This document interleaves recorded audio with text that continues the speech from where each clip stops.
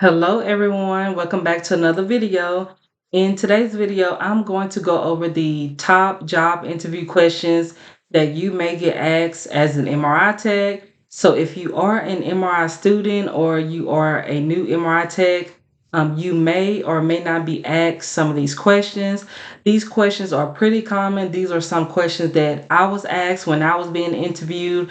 I've had my MRI tech license since 2018. And then these are some other questions that I've sat in on where I've heard other people be interviewed or asked. So I have some questions that I'm going to go over that I know that I was asked, and then I have some questions that I have found on the internet that we can go over. So, a question that I remember being asked was if a patient comes in and if they have metal in their body, let's say a patient is coming in for an MRI knee, can you still scan the knee, or do you just send the patient away and have them just cancel the exam?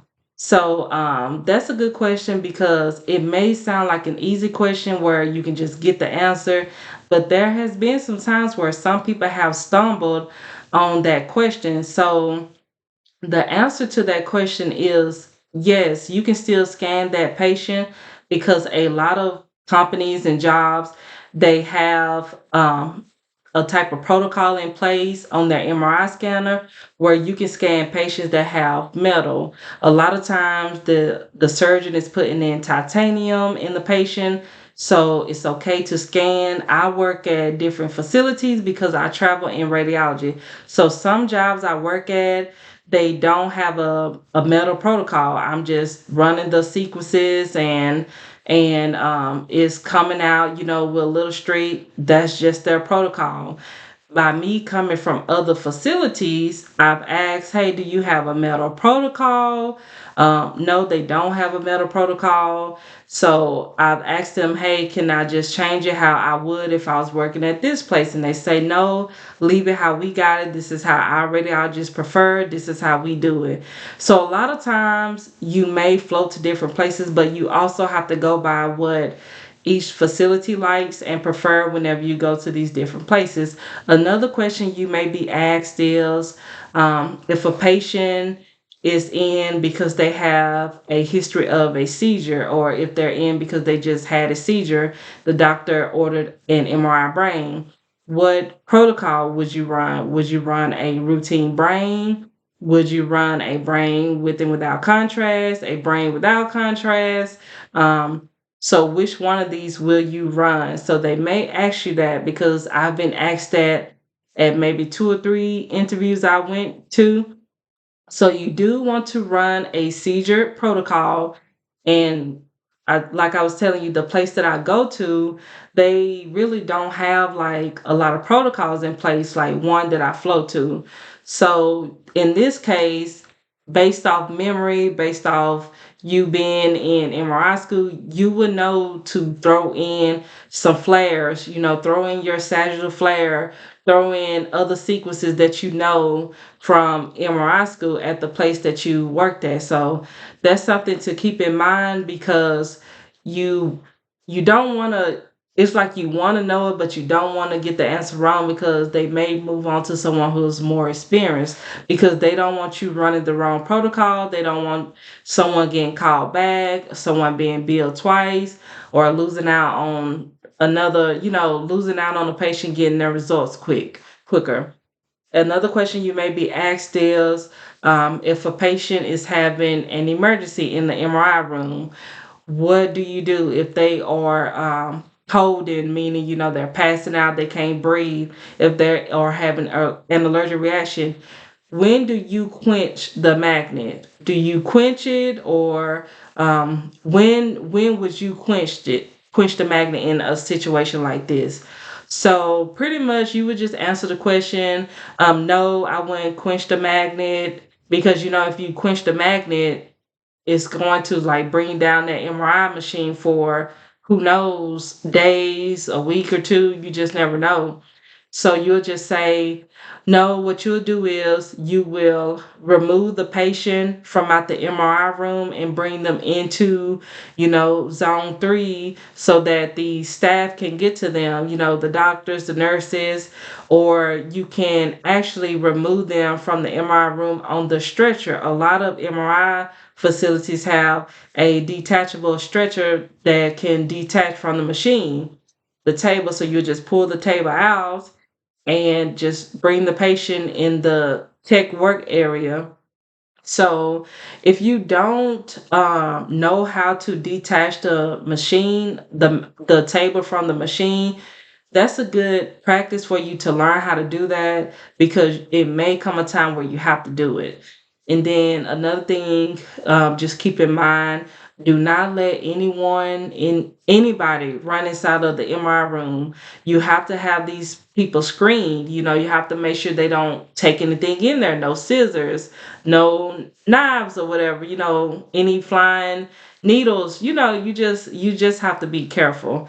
And then, so just keep them on the outside of the MRI room, bring the patient out. If they can't walk out, wheel them out in a wheelchair, pull them out from the table. And then another question that you may be asked is, can you start IVs?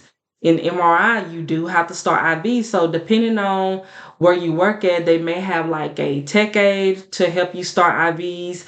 They may have a nurse. So in the case where you don't have all these people to help you, they want to know if you know how to start it. So if you don't know how to start IVs, then just tell them, um, I don't know how to start IVs, but I'm willing to learn.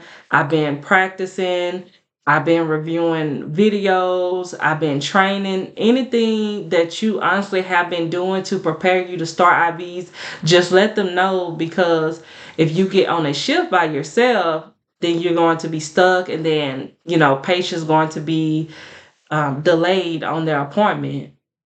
And then I'm trying to think of other questions that you may get asked. There's like a few, right? Oh, I'm glad I thought about it. So some other questions you may be asked is, um, how well are you with handling implants? Are you good at researching implants? Do you know what website to go on to research these implants? Do you know how to program these implants? If somebody come in with a stimulator, or um, what to tell them if they come in with a stimulator, and do you know how to program it? Do you know how to help the patient program it? Do you know what to tell the patient if they need to reschedule? So if a patient come in and they have an implant in their body, the number one thing you have to do is get the implant card. If they don't have the implant card, a lot of times, if they know for a fact which company place the implant, you can call that number. You can call the number, you can give them the patient's name, date of birth, and confirm which implant they have. And then another thing is, you can look at it online. There's a website where you can research the implant, see if it's MRI conditional or not, or MRI unsafe. You have to know, okay, if this patient stimulator is MRI conditioner, do I have the right machine for this patient? Do I have the right coils for this patient and the body that we're studying and imaging? Do you know how to look at previous chest x-rays to see if they have a pacemaker? Because you cannot trust what is on the MRI screening form. If a patient has had a surgery from years ago or from a day ago and forgot to tell you, then oops, you scan someone who shouldn't be scanned, and even if they can be scanned, it has to be programmed, it has to be set. And then I think that's a lot of the questions that I can think about that I know for a fact I was asked.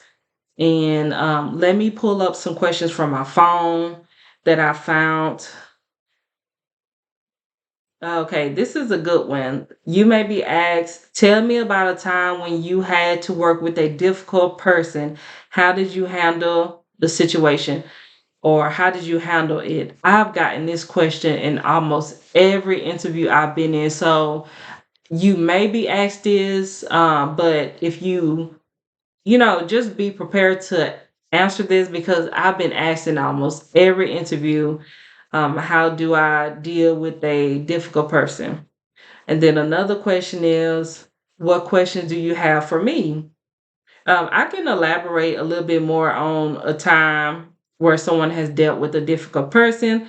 You can say something like, there was a coworker who came in with an attitude. I tried to brighten up their day, make it a little bit more positive for them by asking them, is there anything I can do to help you? Stuff like that. Now, another question you may be asked is, what questions do you have for me? Now, I've had in almost every interview where someone asks me that.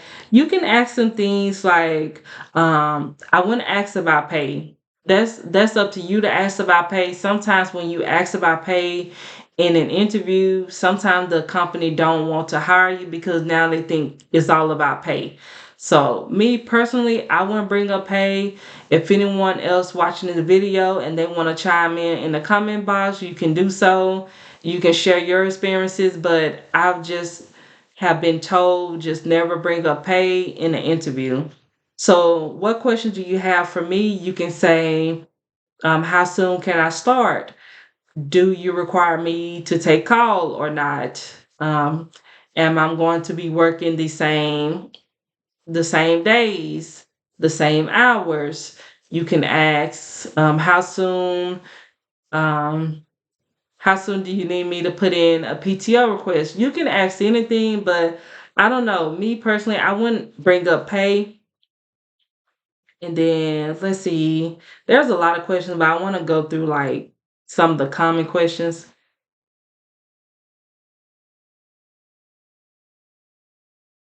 Are you comfortable speaking directly with patients? So, are you comfortable with going over the MRI screening form with patients? Are you comfortable with letting the patient know you have an implant in your body, you do not have an implant card, the radiologist told us not to proceed? Are you comfortable with telling the patient I can't scan you, the reason why you can't scan them, the importance of having their implant card? Because sometimes you may have to have this difficult conversation with someone, and they've taken time off of work. You have to relay the information to them to where you're not sounding so harsh, and you also have to be understanding if they become frustrated. Let's see. Some companies may ask you things like, have you heard about us? Do you know about our company? They can ask you things like that.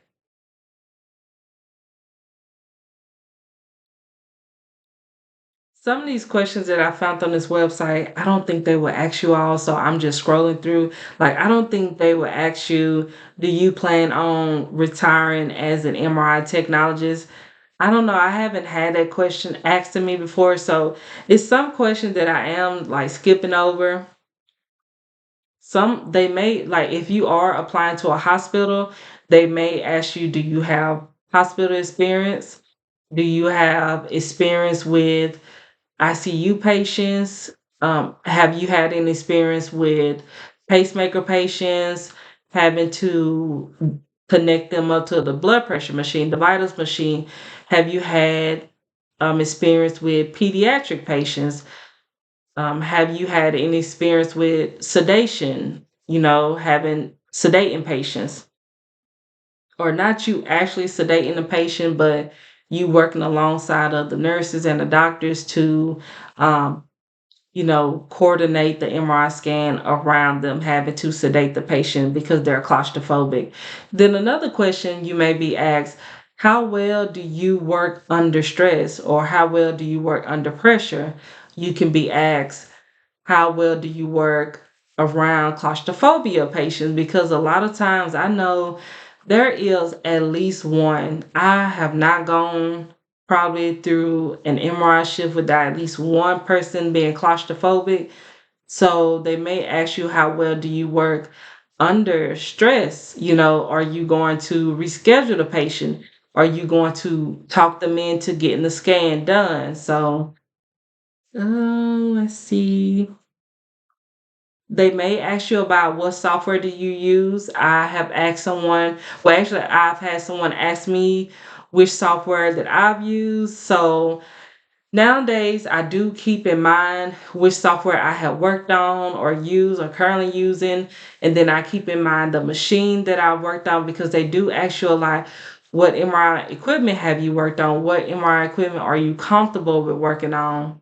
And it's not going to be a 1.5 or 3.0. They want you to tell them, have you worked on a GE scanner? Have you worked on a Siemens, Philips, Hitachi?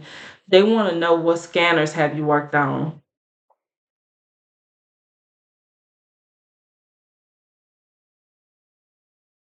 Some of these questions kind of like make me think of other questions based off experience. So they may ask you, do you work well by yourself or do you work well with others? If you had to work by yourself on a shift, are you able to do that? So that could be a question. I haven't really had this question asked to me, probably because when I have applied to these MRI jobs, it's either part time or it's something specific where they had the shift or the schedule like laid out on the website, but they may ask you, do you prefer day or evening shifts? Do you have a problem with working holidays or weekends if needed? How do you handle a larger than average workload? Do you work well under stress?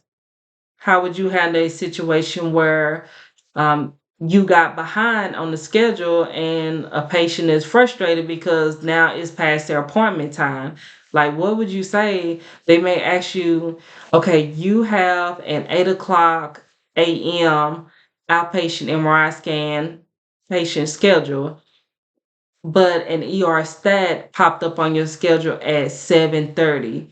Which one would you do first? Would you do the outpatient? And let's just say the outpatient has checked in. They've checked in at this point. They're coming down to you right now to fill out the paperwork. Would you do the ER first or would you do the outpatient that's scheduled first? Now, personally, from my experience with working at different hospitals, if the outpatient is already there, they're filling out their paperwork, it's going to take them 2, 3 other minutes to get dressed. You do the outpatient first. With the ER stat, they may not even have the screening form done. Even if the doctor called down and say, hey, did you see that stat? You can say, yes, I see that stat, but I'm actually getting ready to put a patient on the table right now for their appointment. Most of the times when you see a stat come in on your screen, they haven't even done the MRI screening form. A lot of places want the MRI screening form done before that patient gets to MRI, because what if the patient is claustrophobic? Now you have to sedate the patient, or the nurse have to give the patient Ativan or whatever they give them for sedation, and then we have to know if they have an implant. So if they come down to MRI and they have like a stimulator, a pacemaker, all of that stuff have to be researched anyway. Just because it's safe stat, I know it's important. MRI tests cannot just rush the patient on the table like you would do for an X-ray or a CT scan. We have to research and make sure the patient has a clear X-ray. A patient has everything filled out on their screening form to make sure that we don't miss anything. Because there has been times where people have copied things that they've seen in the chart onto the MRI screening form, but either everything wasn't listed when the patient previously was asked these questions, or someone forgot to add it to the chart. So you can't always go by the chart. I'm almost done with the questions. Oh, here's one. This is a question that I actually told you about not too long ago. It said, what type of equipment are you most familiar with? How do you calm down a patient with claustrophobia?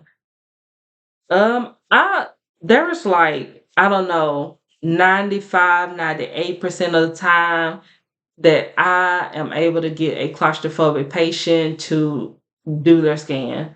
I don't force them anything. I just talk to them. I give them time to settle down. I offer them music if they do not have music. Of course, I always give them the call ball. I tell them to think happy thoughts. It's just loud. Do you want a washcloth over your eyes? Do you want a, a lot of claustrophobic patients that I have, they do not want a blanket on them. You can offer them a blanket if it's cold in the room, which 9 times out of 10 it will be. But in my experience, a lot of claustrophobic patients get through the scan if they do not have a blanket.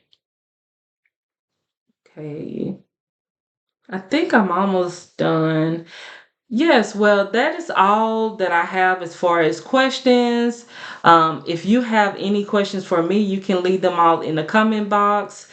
And I think that's all that I have. But of course, if I missed anything, I will put it like somewhere in the video. But if you like videos like this and found it to be helpful, can you please give it a thumbs up? And then I will see you all in the next video. Bye.